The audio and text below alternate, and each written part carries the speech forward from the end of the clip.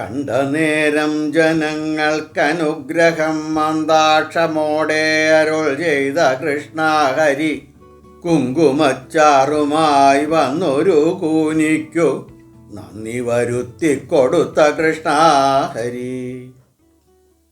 ധൃതരാഷ്ട്ര മഹാരാജാവ് തപോഭൂമിയിലേക്ക് പുറപ്പെടുന്നതിന് മുമ്പ് അദ്ദേഹത്തിന് ഒരിക്കൽ കൂടി തൻ്റെ പ്രജകളെ കാണണം എന്നുള്ള ആഗ്രഹം ഉണ്ടായി. വിവരം യുധിഷ്ഠിരനെ അറിയിച്ചപ്പോൾ 1-2 ദിവസത്തിനുള്ളിൽ അത് സാധിച്ചു കൊടുക്കാം എന്ന വാക്കും കൊടുത്തു. അപ്പൊ തന്നെ രാജകിങ്കരന്മാരെ നാനാ ദിക്കിലേക്കും അയച്ച് പ്രജകളെ വിവരം ധരിപ്പിച്ചു. നിശ്ചയിച്ച ദിവസം പ്രജകളെല്ലാവരും രാജധാനിയിൽ എത്തിച്ചേർന്നു. ധൃതരാഷ്ട്ര മഹാരാജാവിനെ അവരുടെ മുമ്പിലേക്ക് ആനയിക്കപ്പെട്ടു. അവിടെ വച്ച് ധൃതരാഷ്ട്രൻ തൻ്റെ ജനങ്ങളോട് ഒരു പ്രസംഗം തന്നെ നടത്തുകയുണ്ടായി. പ്രിയപ്പെട്ട മഹാജനങ്ങളെ, മഹിമയേറിയ ഭാരതവംശത്തിൻ്റെ ധർമ്മമനുസരിച്ച് ഞാൻ രാജാവായി തീരാനും രാജ്യം ഭരിക്കാനും ഇടയായി. എത്രയോ യോഗ്യന്മാരും ധർമ്മിഷ്ഠരുമായ രാജാക്കന്മാർ ജനിച്ചതാണ് ഈ പുരുവംശം. ഏതോ എൻ്റെ മുജ്ജന്മ പുണ്യവിശേഷത്താൽ ഞാനും ഈ വംശത്തിൽ വന്ന് ജനിക്കാൻ ഇടയായി. എൻ്റെ ഭരണകാലത്ത് അറിഞ്ഞോ അറിയാതെയോ നിങ്ങൾക്ക് ധാരാളം തിക്താനുഭവങ്ങൾ അനുഭവിക്കേണ്ടതായിട്ട് വന്നിട്ടുണ്ടാവുമെന്ന് എനിക്ക് നല്ലോണം അറിയാം. അതിനെല്ലാവരും എന്നെ മാപ്പാക്കുക. ഭാഗ്യവശാൽ എനിക്ക് 100 മക്കളുണ്ടായി. അവരിൽ മൂത്തവനായ ദുര്യോധനൻ ധർമ്മവിചാരമില്ലാത്തവനും ധൂർത്തനും ജനങ്ങളാൽ വെറുക്കപ്പെട്ടവനും ആയിത്തീർന്നു. എൻ്റെ കർമ്മവിശേഷം അല്ലാണ്ട് എന്താ പറയുക.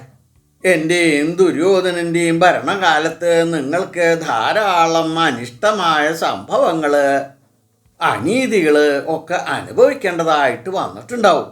എന്നാൽ ഇന്ന് ഞാൻ രാജ്യഭ്രഷ്ടനും ഹതപുത്രനും വൃദ്ധനും അവശനുമൊക്കെ ആയി തീർന്നിരിക്കുന്നു. അതുകൊണ്ട് ഞാൻ നഗരവാസത്തെ ഉപേക്ഷിച്ച് തപോഭൂമിയിലേക്ക് നീങ്ങാൻ തീരുമാനിച്ചിരിക്കുകയാണ്. എന്നിൽ എന്തെല്ലാം അപ്രീതി നിങ്ങൾക്കുണ്ടെങ്കിലും അതെല്ലാം ക്ഷമിച്ച് എന്നെ അനുമോദിക്കണം എന്ന് ഞാൻ പ്രാർത്ഥിക്കുന്നു. അതുമാത്രം പോരാ, എനിക്ക് ആശ്രമവാസത്തിനുള്ള അനുവാദവും നിങ്ങൾ തരണം. പാണ്ഡവരുടെ ഭരണത്തിൽ നിങ്ങളെല്ലാം സ്വർഗവാസികളെ പോലെ ജീവിക്കാൻ ഇടവരട്ടെ എന്ന് ആശംസിക്കുന്നു. ആത്മാർത്ഥമായി നിങ്ങളെ അനുഗ്രഹിക്കുന്നു എന്നും പറഞ്ഞ് എല്ലാവർക്കും നമസ്കാരം അർപ്പിച്ചു. ധൃതരാഷ്ട്രരുടെ വിടവാങ്ങൽ ജനങ്ങളെ വല്ലാണ്ട് ദുഃഖത്തിലാഴ്ത്തി എന്ന് പറയാണ്ട് വയ്യ. അത് കേട്ട് കരയാത്തവരായിട്ട് ആരും തന്നെ ഉണ്ടായിരുന്നില്ല എന്ന് വേണം പറയാൻ.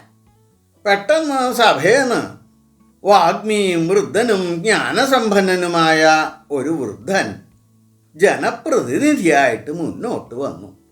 മഹാരാജാവേ, പുണ്യമേറിയ ഭാരതവംശത്തിൽ ജനിച്ച് രാജ്യം ഭരിക്കാനിടയായ രാജാക്കന്മാരാരും പ്രജകളെ പീഡിപ്പിക്കുന്നവരായിരുന്നില്ല.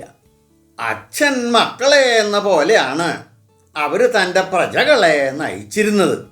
അങ്ങയുടെ ഭരണത്തിന് കീഴിലും ഞങ്ങൾക്ക് അതേ അനുഭവം തന്നെയാണ് ഉണ്ടായിട്ടുള്ളത്. അതുകൊണ്ട് അങ്ങയുടെ ഈ പാശ്ചാത്താപം അസ്ഥാനത്താണ് എന്ന് പറയാതിരിക്കാൻ വഴിയില്ല. ഞങ്ങളെ അങ്ങ് വിട്ടുപോകുന്നു എന്നുള്ള വാർത്തയാണ് ഞങ്ങളെ ദുഃഖിപ്പിക്കുന്നത്.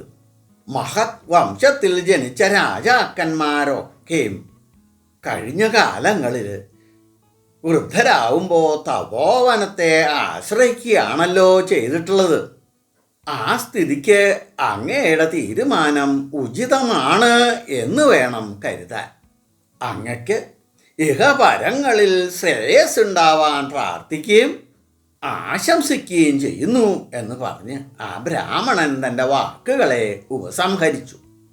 അത് കഴിഞ്ഞ് രാജാവ് അന്തഃപുരത്തിൽ തിരിച്ചെത്തി. അപ്പോൾ ഗാന്ധാരി ചോദിച്ചു, നമ്മൾ എപ്പോഴാ പുറപ്പെടണ്ടേന്ന്. കുറച്ചു നേരം ഒന്ന് ആലോചിച്ചു.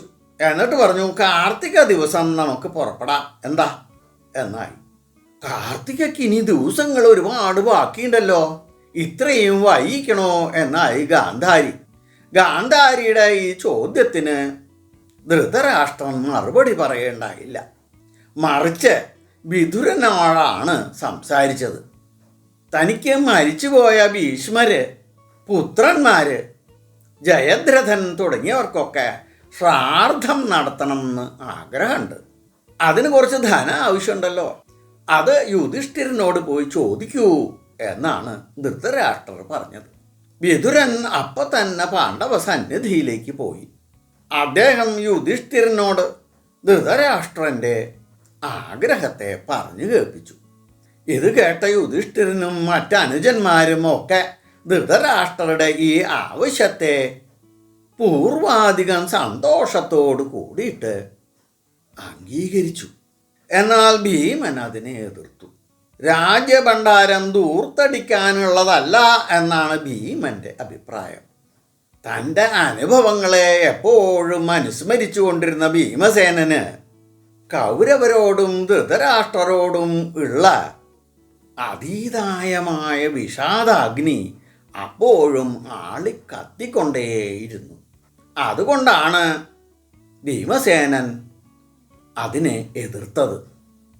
ഭീമന്റെ എതിർപ്പിനെ മുൻനിർത്തി, ശരി, രാജഭണ്ഡാരത്തുനിന്ന് വേണ്ട, നമ്മുടെയൊക്കെ സ്വത്തുനിന്ന് കുറേശ്ശെ എടുത്ത് അത് വിനിയോഗിക്കാം എന്ന തീരുമാനം ആയി.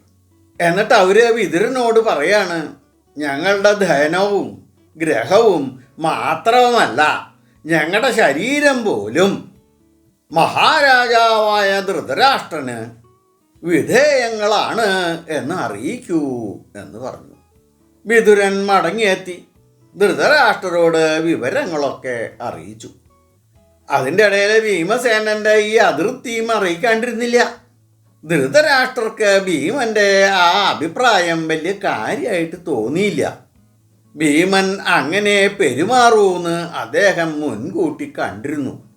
അടുത്ത ദിവസം മുതൽ ശ്രാദ്ധത്തിന് ഒരുക്കങ്ങൾ തുടങ്ങി. അസംഖ്യം ജനങ്ങൾ പട്ടണത്തിലേക്ക് എത്താൻ തുടങ്ങി. 10 ദിവസമാണ് ശ്രാദ്ധം നിശ്ചയിച്ചിരുന്നത്. അത് ഭംഗിയായിട്ട് നിർവഹിക്കപ്പെട്ടു. ആ ദിവസങ്ങൾ വന്നവർക്കെല്ലാം സമയഭേദമില്ലാണ്ട് അന്നപാനീയങ്ങൾ, ബ്രാഹ്മണർക്ക് വിശിഷ്ട ദാനങ്ങളും നിർവഹിക്കുകയുണ്ടായി. അങ്ങനെ 10 ദിവസത്തെ ശ്രാദ്ധത്തിന് ശേഷം കാർത്തിക നാളിൽ പ്രഭാതത്തിൽ നിത്യകർമ്മങ്ങളൊക്കെ കഴിച്ച് ധൃതരാഷ്ട്ര മഹാരാജാവ് തപോവനത്തിലേക്ക് യാത്രയായി.